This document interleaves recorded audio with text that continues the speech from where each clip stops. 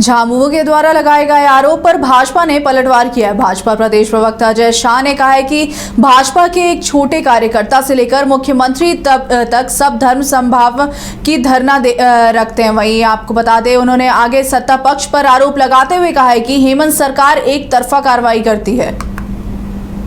जो घटना हुई है उसमें पुलिस निष्पक्ष होकर जो है कार्रवाई की है, इसको बेवजह तूल भाजपा के द्वारा दिया जा रहा है। देखिए, हमारी पार्टी भारतीय जनता पार्टी का अगर आप संविधान देखेंगे तो संविधान में जो अनुच्छेद 4 है वो साफ साफ कहता है कि सर्वधर्म समभाव हमारी एक निष्ठा है।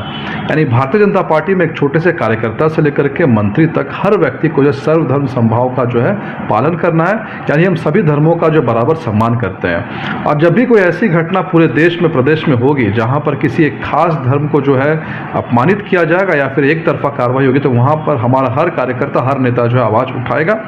और भारतीय जनता पार्टी ने पिछले 5 साल में झारखंड में हेमंत सोरेन सरकार में जब भी कोई ऐसी घटना हुई जहाँ पर हिंदुओं के ऊपर में एक तरफा कार्रवाई की है, हमने इस आवाज़ को उठाया है। इसलिए राजनीति चलते रहेगी। हमारा हर नेता जो है, और ये अच्छी बात है, ये तो बात अच्छी है कि हमारे नेता जो है भारत के संविधान की रक्षा करने के लिए लड़ाई कर रहे हैं। राजधानी रांची के नामकुम में हुई हिंसा और एक युवक की मौत के बाद रांची पुलिस ने बड़ी कार्रवाई की। आपको बता दें, रांची पुलिस ने घटना में शामिल 5 महिलाओं सहित 15 को गिरफ्तार कर जेल भेज दिया। मौके पर ग्रामीण एसपी ने बताया कि पूर्व में करीब 14-15 लोगों को अरेस्ट किया गया था। वहीं 2 अपराधियों ने सरेंडर किया है जिन्होंने पत्थरबाजी की थी। वहीं कुछ अपराधी मौके से फरार हैं जिनकी तलाश चल रही है। नामकुम में बीते दिन जो 2 ग्रुप के बीच में होली के दिन में जो मारपीट हुई है, उसमें हम लोगों ने सख्त से सख्त कार्रवाई किया है। और जो अड्डा का पॉइंट था जहां लोग कह रहे थे कि अड्डेबाजी होती है, उसको हम लोगों ने विध्वस्त कर दिया गया है। और इसमें 15 गिरफ्तारी हुई है, 2 सरेंडर किए हैं। इसमें सोनू मुंडा की मृत्यु हो गई थी और जो 2 घायल हुए थे, अभी उनकी स्थिति ठीक है। हम लोग उनकी स्थिति की नज़र बनाए रखे हैं। सर, मेन एक्यूज्ड अभी तक अरेस्ट हुए हैं? मेन एक्यूज अरेस्ट हुए हैं। जो लाठी और ये पत्थर से पथराव कर रहे थे उन 15 में भी हैं। और बाकी जो फिरार हैं, हम लोग लगातार छापामारी कर रहे हैं और जल्द से जल्द उनकी गिरफ्तारी हम लोग सुनिश्चित कर लेंगे।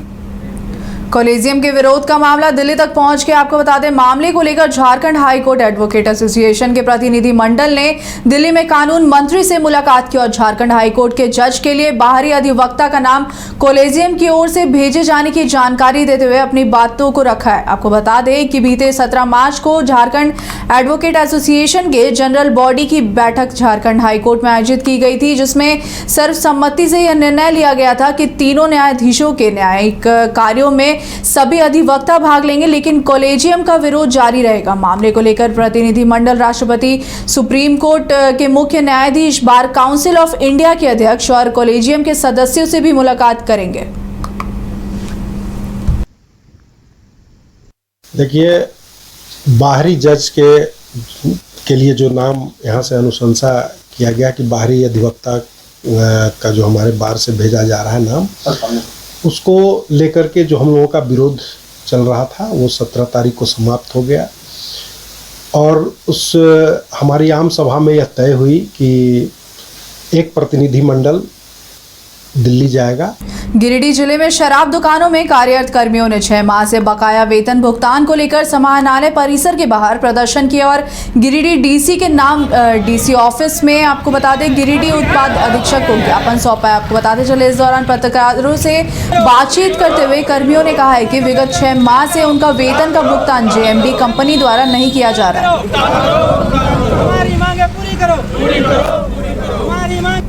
हम लोग वाइन शॉप में काम करते हैं, शराब दुकान में। 6 महीने से हम लोग को तनख्वाह नहीं मिला।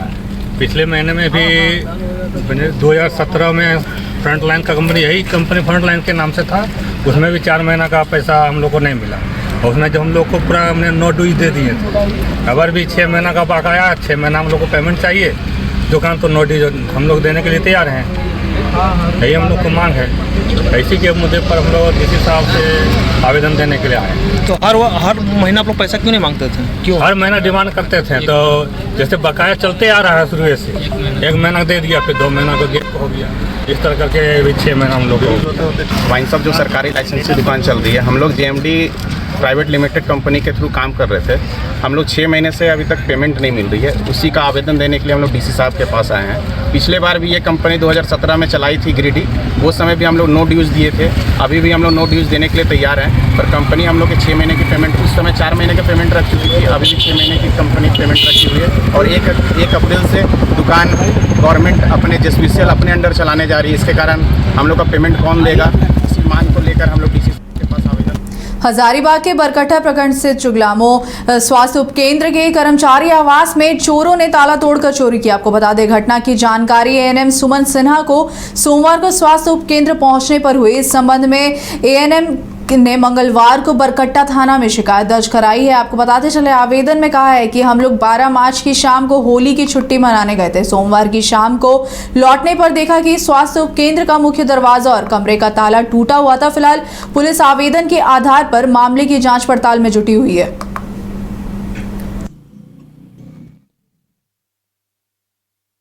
जब लौटे सोमवार को 3 बजे, तो जब मेन गेट में ताला लगा हुआ था, वहां से आए थे, यहाँ खुला हुआ था। ऊपर गए, ऊपर का ताला लगाने वाला कटा हुआ था। उसके बाद अंदर गए, पूरा गोदरेज तोड़ के बिखराए हुए था और वही जो भी इनका जेवरात और पैसा था गोदरेज में रखा हुआ सब ले गया और छोटा छोटा सामान भी बहुत सारा सब ले गया। यहाँ तक इनका चार्जर भी लेके गया। कब से यहाँ कार्यरत हैं आप लोग? 6 साल बाद। क्या क्या परेशानी आप लोग झेलना पड़ रहा है? परेशानी जब से चौथा बार की घटना है।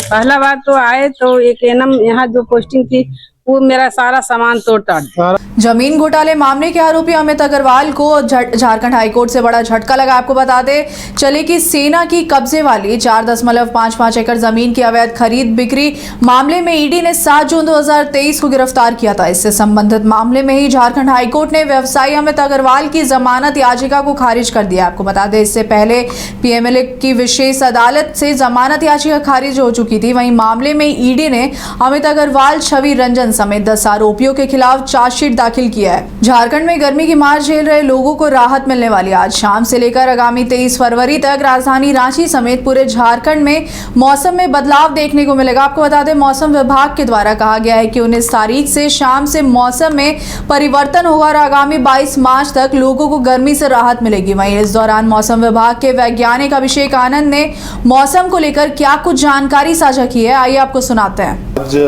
19 तारीख है और 19 तारीख देर शाम से कुछ पश्चिमी भाग और कुछ दक्षिणी भाग में मौसम थोड़ा सा करवट लेगा और जिसका मेन असर थोड़ा सा शाम से कुछ हल्के बादल देखने को मिलेंगे।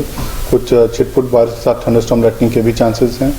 रात में ज़्यादा चांसेस हैं और कल सुबह से आप देखिएगा कि झारखंड का मौसम थोड़ा सा बदला हुआ आपको देखने को मिलेगा। और 21 और 22 तारीख में हम लोग देखेंगे कि ओलावृष्टि के साथ तेज हवाओं का भी चलना होगा और जब गर्जन वज्रपात वाले बादल बनेंगे तो उस टाइम में आपको जो हवा की गति है वो 40 से 50 किलोमीटर प्रति घंटे के हिसाब से भी चल सकता है, जो कि ऑरेंज अलर्ट में हम लोगों ने कल 20 तारीख में के लिए दिया हुआ है। और शेष इलाकों में जो है कि गर्जन के समय में हवा 30 से 40 के हिसाब से चल सकती है। और 22 तारीख में भी ओलावृष्टि की काफ़ी संभावना है, जो कि 20 से 21 दोनों दिन में मध्य और दक्षिणी भाग में ही ओलावृष्टि की ज़्यादा संभावना है और तेज हवाएं की झोंके आपको देखने को मिलेंगे। ये हो इसलिए रहा है कि देखिए झारखंड की तरफ मॉइस्चर आ रहा है। ईद, सरहुल और रामनवमी पर्व को लेकर रांची पुलिस ने तैयारियां शुरू कर दी। आपको बता दें, बुधवार को रांची के ग्रामीण SP सुमित अग्रवाल ने ग्रामीण इलाकों के सभी थानेदारों के साथ बैठक की, जिसमें तीनों महत्वपूर्ण त्योहारों को लेकर आवश्यक दिशा निर्देश दिया गया है। इसके साथ ही पूर्व में ईद, रामनवमी या सरहुल पूजा के दौरान उपद्रव के बारे होने वाले लोगों को चिन्हित किया जा रहा है। आपको बताते चले, उन सभी पर नजर रखने के साथ साथ 107 के तहत नोटिस भेजने का निर्देश दिया गया है। आज क्राइम मीटिंग कंडक्ट किया जा रहा है ग्रामीण क्षेत्र का, जिसमें सभी थाना प्रभारी, सभी DSP ज्वाइन किए हैं। झारखंड के वरीय IAS अधिकारी विनय चौबे और गजेंद्र सिंह के खिलाफ EOW रायपुर ने पूछताछ के लिए सरकार से अनुमति मांगी है। इसके बाद बीजेपी ने सरकार पर निशाना साधा है। बीजेपी प्रवक्ता अजय शाह ने कहा कि यहां झारखंड में हेमंत सोरेन सरकार में एक खेल चल रहा है, रिवार्ड और पनिशमेंट का। यहां जो जितना भ्रष्ट अधिकारी है उसे उतना ही ज्यादा बड़ा पद मिलता है। उदाहरण के लिए एक व्यक्ति छवि रंजन है, जिनके ऊपर सागवान के पेड़ बेचने का आरोप था, उन्हें रांची का DC बना दिया गया। अभी हाल फिलहाल पूजा सिंघल का उदाहरण दिया आते ही सरकार ने उन्हें बड़ा पद सौंप दिया। या फिर वीरेंद्र राम की बात करें तो यहाँ पे जितने अधिकारी हैं, विनय चौबे समेत जो भी अधिकारी हैं, वो किसी न किसी केस में संलिप्त हैं और उनके ऊपर जो आरोप हैं वो गंभीर आरोप हैं। लेकिन इसके बावजूद उनके ऊपर कार्रवाई करने के बजाय हेमंत सोरेन सरकार उन्हें ऊंचे ओहदे दे रही है, बड़े असाइनमेंट दिए जा रहे हैं और इससे अधिकारियों में यह मैसेज जाता है कि जो जितना भ्रष्टाचारी है उसे उतना बड़ा ओहदा मिलने वाला है। ये विनय चौबे और उत्पाद आयुक्त के खिलाफ में ईडी जो है आगे बढ़ी है, छत्तीसगढ़ के शराब घोटाले में पूछताछ के लिए आगे आ गया। देखिए, झारखंड में आपको एक बहुत ही अलग सी चीज देखने को मिलेगी। यहाँ पर अभी हेमंत सोरेन सरकार में रिवॉर्ड एंड पनिशमेंट का खेल चल रहा है। यहाँ पर जो अधिकारी जितना ज्यादा भ्रष्ट है उसको उतने ज्यादा ऊंचे पद दिए जाते हैं। उदाहरण के लिए एक व्यक्ति छवि रंजन, जिनके ऊपर में सागवान के पेड़ बेचने का आरोप था, उनको रांची का डीसी बना दिया जाता है। अभी हाल फिलहाल में हमने देखा पूजा सिंघल का भी हमने उदाहरण देखा। पूजा सिंघल को आते ही सरकार ने जो है पद सौंप दिया। या फिर वीरेंद्र राम की बात करें तो यहाँ पर जितने भी अधिकारी है, विनय चौबे समेत हर अधिकारी जो है, जो बड़े बड़े पदों पर है, वो किसी ना किसी केस में लिप्त है और उनके ऊपर जो एलिगेशन है बहुत सीरियस एलिगेशन है। लेकिन उन पर कार्रवाई करने के बजाय, डिसिप्लिनरी एक्शन लेने के बजाय हेमंत सोरेन सरकार में उन्हें जो है ऊंचे ऊंचे पद दिए जाते हैं, ऊंचे ऊंचे असाइनमेंट दिए जाते हैं और इससे बाकी अधिकारियों में ये मैसेज क्लियर जाता है कि जो जितना बड़ा भ्रष्टाचारी है उसको इस सरकार में उतना बड़ा जो औहदा मिले। चाईबासा में गुप्त सूचना के आधार पर सुरक्षा बलों की तरफ से एक विशेष संयुक्त अभियान छोटानागरा और जराईकेला थाने के सीमावर्ती जंगल पहाड़ी क्षेत्र में किया गया। अभियान के दौरान जराईकेला थाना अंतर्गत वनग्राम राधापोड़ा से 20 किलोग्राम की आईडी बम बरामद की गई। साथ ही पहाड़ी क्षेत्र में पत्थर का जो मोर्चा बनाया गया था उसे सुरक्षा बलों ने ध्वस्त कर दिया। बताते चलें कि आसपास जंगली पहाड़ी क्षेत्र में प्रतिबंधित नक्सली संगठन भाकपा माओवादी के उग्रवादियों और सुरक्षा बलों के बीच मुठभेड़ हुई थी। मुठभेड़ के बाद लगातार सर्च अभियान चलाया जा रहा था। विभाग की तरफ से संचालित स्कूल एंड हेल्थ वेलनेस कार्यक्रम के तहत धनबाद में 110 शिक्षकों को सम्मानित किया गया। शिक्षकों को यह सम्मान अपने अपने स्कूलों में बच्चों को पढ़ाई के साथ साथ उन्हें अच्छे स्वास्थ्य के लिए भी जागरूक करने के लिए दिया गया। जिले के 11 प्रखंडों से 5-5 स्कूलों का चयन किया गया था। इन 55 स्कूलों से 2-2 शिक्षकों को स्वास्थ्य विभाग की तरफ से स्कूल एंड हेल्थ वेलनेस कार्यक्रम के लिए प्रशिक्षित किया गया और फिर उन्हें हेल्थ एंड वेलनेस एम्बेसडर बनाया गया। जिला शिक्षा पदाधिकारी अभिषेक झा ने बताया कि स्वास्थ्य विभाग के साथ समन्वय स्थापित कर स्कूली बच्चों को आयरन की गोली, एल्बेंडाजोल की गोली और मध्याह्न भोजन देकर उन्हें अतिरिक्त पोषाहार युक्त भोजन, ये तमाम चीजें चलाई जा रही हैं। सम्मान समारोह में सिविल सर्जन भी उपस्थित हुए। स्वास्थ्य विभाग के द्वारा जो हमारा स्कूल हेल्थ एंड वेलनेस कार्यक्रम चल रहा था विगत 2 वर्षों से, उसमें हमारे स्कूल लेवल के शिक्षकों को डाइट स्तर पे प्रशिक्षण दिया गया था। फिर विद्यालय में जाके वह स्वास्थ्य आरोग्य दूत के नाम से जाने जाते हैं, हेल्थ एंड वेलनेस एम्बेसडर। तो इन हेल्थ एंड वेलनेस एम्बेसडर का दायित्व होता था कि अपने विद्यालय में पढ़ रहे सभी बच्चों को पढ़ाई के साथ साथ अच्छे स्वास्थ्य के बारे में भी जागरूक करें। तो इसके लिए हमारे कई सारे योजनाएं चलती हैं जो स्वास्थ्य विभाग के हमारे समन्वय से उनके साथ मिलकर चलती है। जैसे कि बच्चों को अनीमिया मुक्त रखने के लिए आयरन फॉलिक एसिड की गोलियां खिलाना, अल्बेंडाजोल की गोलियां खिलाना, समय समय पे उनका स्वास्थ्य चेकअप करना, उनकी हाइट वेट का माप रखना। फिर उसके साथ साथ हमारे जो शिक्षा विभाग के जो कार्यक्रम है, जो मध्याह्न भोजन का कार्यक्रम चलता है, मध्याह्न भोजन में हम लोग अतिरिक्त पोषाहार देते हैं। धनबाद के बागमारा हरिहरपुर थाना क्षेत्र के खरियो स्थित एसबीआई बैंक के ग्राहक सेवा केंद्र में 3 हथियारबंद अपराधियों ने हथियार का भय दिखाकर अंदर लगभग 1.5 लाख रुपए लूट की घटना को अंजाम दिया। एसबीआई सीएसपी संचालक मेघनाथ मंडल के अनुसार 3 हथियारबंद लुटेरों ने सीएसपी में घुसकर मौजूद एक कर्मी और 3 ग्राहकों को कब्जे में ले लिया और लूटपाट की। लूटपाट के वक्त सीएसपी में लगभग 1.5 लाख रुपए कैश मौजूद थे, जिसे वो लूट कर फरार हो गए। सूचना पर हरिहरपुर थाने की पुलिस पहुंची और मामले की जांच पड़ताल कर रही है। करीब सर 1.5 से 2 लाख रुपया। कितने थे जो आए थे लूटेरे? 3 आदमी थे। हथियार एक का हथियार था, 2 ऐसे ही। एक मास्क पहना था, 2 बिना मास्क में।